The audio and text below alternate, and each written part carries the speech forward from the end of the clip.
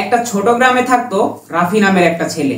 তার স্বপ্ন ছিল অনেক বড় মানুষ হবে, কিন্তু সমস্যা হলো রাফি খুব অল্পতেই রেগে যেত এবং অনেক ভালো সুযোগ হারিয়ে ফেলতো। ক্লাসে শিক্ষক একদিন একটা খেলার আয়োজন করলেন। তিনি সকল শিক্ষার্থীর হাতে একটি সাদা কাগজ দিয়ে বললেন, তোমরা যতবার রাগ করবে প্রতিবার এই কাগজের উপরে একটা দাগ দিবে। রাফি প্রথম দিনেই তার কাগজ ভর্তি করে ফেললো। দ্বিতীয় দিনেও একই অবস্থা। ধীরে ধীরে সে বুঝতে পারলো তার কাগজ ভরে যাচ্ছে নিজের রাগের কারণে। সে বুঝতে পারলো ক্ষতি আসলে তার নিজেরই হচ্ছে।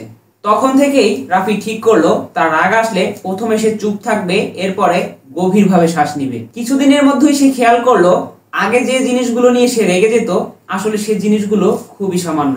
ঠিক কয়েক মাস পর শিক্ষক আবার খেলাটার আয়োজন করলেন। এবার রাফির খাতায় দেখতে পেল অধিকাংশ ফাঁকা।